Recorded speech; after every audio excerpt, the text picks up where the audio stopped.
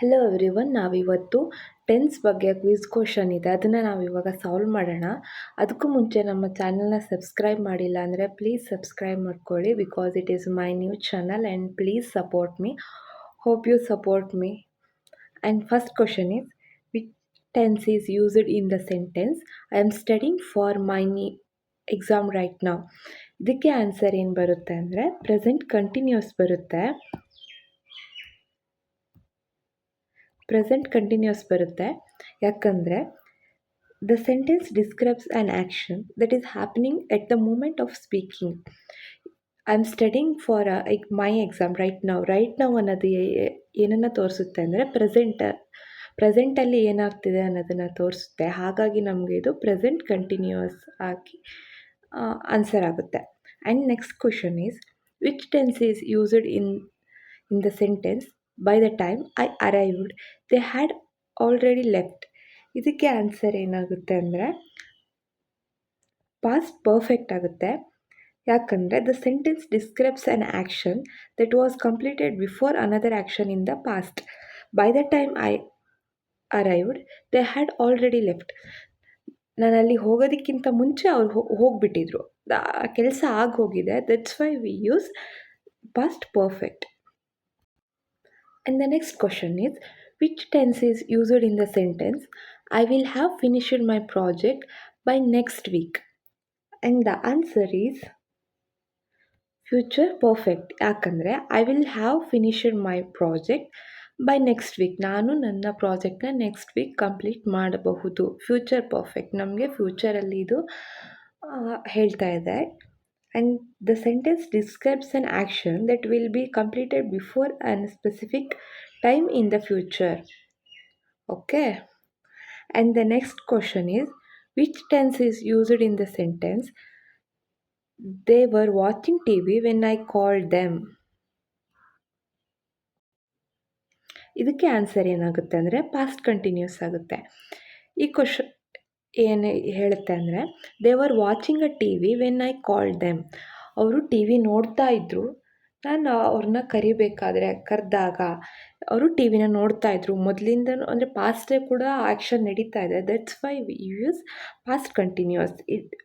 The sentence describes an action that was in progress at a specific time in the past. ಅಂದರೆ ಅವ್ರು ಮುಂಚೆಯಿಂದಲೂ T V ನೋಡ್ತಾ ಇದ್ರು, ಅವಾಗ ನಾನು ಕರೆದೆ. ಇದನ್ನು ಹೇಳೋದಕ್ಕೆ ಪಾಸ್ಟ್ ಕಂಟಿನ್ಯೂಸ್ನ ಯೂಸ್ ಮಾಡ್ತೀವಿ. And next question is, which tense is used in the sentence I have been reading this book for hour? ಇದಕ್ಕೆ ಆನ್ಸರ್ ಏನಾಗುತ್ತೆ ಅಂದರೆ option C, present perfect continuous. ಯಾಕಂದರೆ the sentence describes an action that started in the past and continues up to the present. I have been reading this book for hour. ನಾನು ಈ ಬುಕ್ಕನ್ನು ಒಂದು ಗಂಟೆಯಿಂದ ಓದ್ತಾ ಇದ್ದೀನಿ. Action that started in the past, ಅದು ಪಾಸ್ಟಲ್ಲಿ ಸ್ಟಾರ್ಟ್ ಆಗಿದೆ, ಅದು ಇನ್ನೂ ಕಂಟಿನ್ಯೂ ಆಗ್ತಾ ಇದೆ ಅಂತ ಅದನ್ನು ಹೇಳೋದಕ್ಕೆ ಪಾಸ್ಟ್ ಪರ್ಫೆಕ್ಟ್ ಕಂಟಿನ್ಯೂಸ್ನ ಯೂಸ್ ಮಾಡ್ತೀವಿ. And next question is, which tense is used in the sentence by the time I was 10 I had already learn how to swim? ಇದಕ್ಕೆ ಏನಾಗುತ್ತೆ ಅಂದರೆ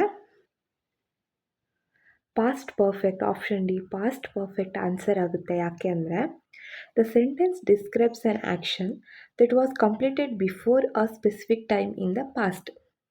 by the time I was 10, ನಂಗೆ 10 ವರ್ಷ ಇದ್ದಾಗ, I had already learn how to swim, ನಾನು 10 ವರ್ಷ ಇದ್ದಾಗಲೇ ನನಗೆ ಈಜೋದು ಹೇಗೆ ಅಂತ ಕಲ್ತಾಗಿದೆ. That's why we use past perfect. And the next question is, which tense I used in the sentence they have been living in Paris for 5 years?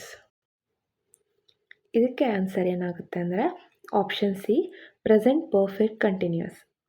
ಯಾಕೆ ಅಂದರೆ the sentence describes an action that started in the past and continues to the present. They have been living in Paris for 5 years. ಅವರು 5 ವರ್ಷದಿಂದ ಪ್ಯಾರಿಸಲ್ಲಿ ಇದ್ದಾರೆ. ಅದನ್ನು ನಾವು present perfect ಕಂಟಿನ್ಯೂಸಲ್ಲಿ ಹೇಳಬೇಕಾಗುತ್ತೆ. And the next question is, which tense is used in the sentence I was studying when the phone rang? ಇದಕ್ಕೆ answer ಏನಾಗುತ್ತೆ ಅಂದರೆ option D past continuous. I was studying ಅನ್ನೋದು ಏನು ತೋರಿಸುತ್ತೆ, ಪಾಸ್ಟ್ ಆ್ಯಕ್ಷನ್ನ ತೋರಿಸುತ್ತೆ. ವೆನ್ ದ ಫೋನ್ ರ್ಯಾಂಗ್, ನಾನು ಓದ್ತಾ ಇದ್ದೆ, ಫೋನ್ ರಿಂಗ್ ಆದಾಗ ನಾನು ಓದ್ತಾ ಇದ್ದೆ, ಅದನ್ನು ನಾವು ಪಾಸ್ಟ್ ಕಂಟಿನ್ಯೂಸ್, ಪಾಸ್ಟಿಂದನೂ ಆ ಆ್ಯಕ್ಷನ್ ಕಂಟಿನ್ಯೂ ಆಗ್ತಿದೆ ಅಂತ ಹೇಳೋದಕ್ಕೆ ಪಾಸ್ಟ್ ಕಂಟಿನ್ಯೂಸ್ನ ಯೂಸ್ ಮಾಡ್ತೀವಿ. And the next question is, the which tense is used in the sentence, by next year I will have completed my degree? ಇದಕ್ಕೆ ಯಾರಾದರೂ ಆನ್ಸರ್ ಮಾಡ್ಬೋದಾ? ಇದಕ್ಕೆ ಆನ್ಸರ್ ಏನಾಗುತ್ತೆ ಅಂದರೆ ಫ್ಯೂಚರ್ ಪರ್ಫೆಕ್ಟ್. ಯಾಕಂದರೆ the sentence describes an action that will be completed before a specific time in the future. By next year I will have completed my degree. ಇದು ಏನನ್ನು ಹೇಳುತ್ತೆ ಅಂದರೆ ನಾನು ಈ ವರ್ಷ ಡಿಗ್ರಿನ ಕಂಪ್ಲೀಟ್ ಮಾಡಿಲ್ಲ, ನೆಕ್ಸ್ಟ್ ಇಯರ್ ಕಂಪ್ಲೀಟ್ ಮಾಡೋದನ್ನು ಹೇಳುತ್ತೆ. That's why we use future perfect. Which tense is used in the sentence, she had already eaten breakfast when I arrived. ಇದಕ್ಕೆ ಆನ್ಸರ್ ಏನಾಗುತ್ತೆ ಅಂದರೆ option D. Why? Because the sentence describes an action that was completed before another action in the past. She had already eaten, ಅವಳು ತಿಂದ್ಬಿಟ್ಟಿದ್ಲು, ಬ್ರೇಕ್ಫಾಸ್ಟನ್ನ ತಿಂದ್ಬಿಟ್ಟಿದ್ಲು. ನಾನು ಬಂದಾಗ ಅವಳು ಬ್ರೇಕ್ಫಾಸ್ಟನ್ನ ತಿಂದಿದ್ಲು ಅಂತ ಹೇಳೋದಕ್ಕೆ ನಾವು ಪಾಸ್ಟ್ ಪರ್ಫೆಕ್ಟ್ನ ಯೂಸ್ ಮಾಡ್ತೀವಿ. And the next question is, which tense is used in the sentence, I am going to the store litre?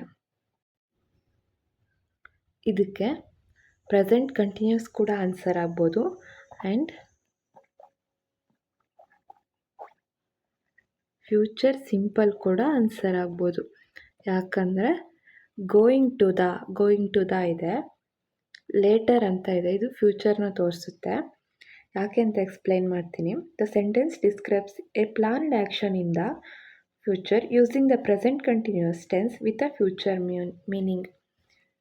I am going to the store later. ನಾವು ಪ್ಲ್ಯಾನ್ ಮಾಡ್ತಾ ಇದ್ದೀವಿ ಸ್ಟೋರಿಗೆ ಹೋಗೋದಕ್ಕೆ. ದಟ್ಸ್ ವೈ ಇವೆರಡೂ answer ಆಗುತ್ತೆ. Present continuous plus future simple. And the next question is, which tense is used in the sentence, they had been waiting for hours before the concert started? ಇದಕ್ಕೆ answer ಏನಾಗುತ್ತೆ ಅಂದರೆ past perfect continuous. Why? Because they had been waiting, ಅವರು wait ಮಾಡ್ತಾನೇ ಇದ್ದರು for hours before the concert started. Concert start ಆಗೋದಕ್ಕಿಂತ ಮುಂಚೆನೇ ಅವರು ಗಂಟೆಗಳಿಂದ ವೆಯ್ಟ್ ಮಾಡ್ತಾಯಿದ್ರು, ಅದನ್ನು ಹೇಳೋದಕ್ಕೆ ಪಾಸ್ಟ್ ಪರ್ಫೆಕ್ಟ್ ಕಂಟಿನ್ಯೂಸ್ನ ಯೂಸ್ ಮಾಡ್ತೀವಿ. And the next question is, which tense is used in the sentence, she has been writing a novel for a month? ಇದಕ್ಕೆ ಏನು ಆನ್ಸರ್ ಆಗುತ್ತೆ ಅಂದರೆ ಇವು 4 ಆನ್ಸರ್ ಆಗಲ್ಲ. ಆನ್ಸರ್ ಏನಾಗುತ್ತೆ ಅಂದರೆ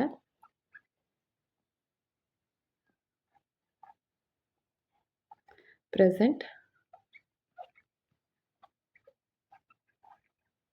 perfect continuous. Present perfect continuous answer ಆಗುತ್ತೆ. ಯಾಕಂದರೆ the tense describes an action that started in the past and that continues up to the present.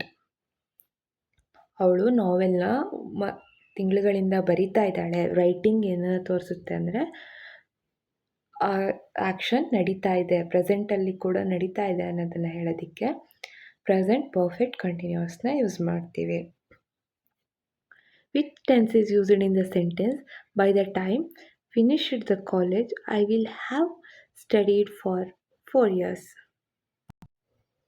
ಇದಕ್ಕೆ ಆನ್ಸರ್ ಏನಾಗುತ್ತೆ ಅಂದರೆ ಫ್ಯೂಚರ್ ಪರ್ಫೆಕ್ಟ್. ಯಾಕೆಂದರೆ the sentence describes an action that will be completed before a specific time in the future. By the time finish the college I will have studied for 4 years. ನಾನು college ಮುಗಿಸೋ ಅಷ್ಟೊತ್ತಿಗೆ ನಾನು 4 ವರ್ಷ ಓದಿದಂಗೆ ಆಗುತ್ತೆ. ಇದನ್ನು ಹೇಳೋದಕ್ಕೆ ನಾವು future ಪರ್ಫೆಕ್ಟನ್ನು use ಮಾಡ್ತೀವಿ. And the next question is, Which tense is used in the sentence? I have already seen that movie. ಇದನ್ನು ನಾವು present perfect, option C present perfect ಇದಕ್ಕೆ ಆನ್ಸರ್ ಆಗುತ್ತೆ. ಯಾಕಂದರೆ the sentence describes an action that has a connection to the present. I have already seen that movie. ನಾನು ಆ ಮೂವಿನ ನೋಡಿದ್ದೀನಿ, but ಅದು ನನ್ನ ತಲೆಯಲ್ಲಿ ಇದು ಹಾಗೆ ಇದೆ. ಅದನ್ನು ನಾವು ಅದು ಪ್ರೆಸೆಂಟಲ್ಲಿದೆ, that's why we use present perfect. Okay. Which tense is used in the sentence? By 2020 they had already launched their new product. ಇದಕ್ಕೆ ಆನ್ಸರ್ ಏನಾಗುತ್ತೆ ಅಂದರೆ ಪಾಸ್ಟ್ ಪರ್ಫೆಕ್ಟ್. ಯಾಕೆಂದರೆ the sentence describes an action that was completed before a specific time in the past. By 2020, they had already launched their new product. 2020 ಅಲ್ಲ, ಇವಾಗೇನಿದೆ 2025 ಇದೆ ಆಯಿತಾ.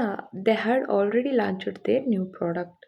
ಅವರು ಅವರ new ಪ್ರಾಡಕ್ಟ್ನ ಮೊದಲೇ ಲಾಂಚ್ ಮಾಡಿದ್ದಾರೆ.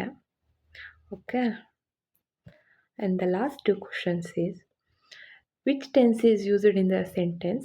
If I won lottery, I would buy a new house. ಇದಕ್ಕೆ answer option B conditional simple ಆಗಿರುತ್ತೆ. ಯಾಕಂದರೆ the sentence describes a hypothetical or uncertain situation.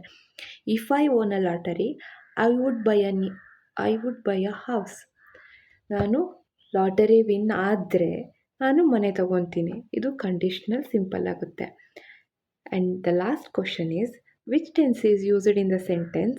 She will be studying for her exam at 8 p.m. ಇದಕ್ಕೆ answer ಏನು ಅಂತ please comment ಮಾಡಿ. And ನಮ್ಮ ಚಾನಲ್ಗೆ subscribe ಆಗಿಲ್ಲ ಅಂದರೆ ಪ್ಲೀಸ್ ಸಬ್ಸ್ಕ್ರೈಬ್ ಆಗಿ. Okay, thank you so much.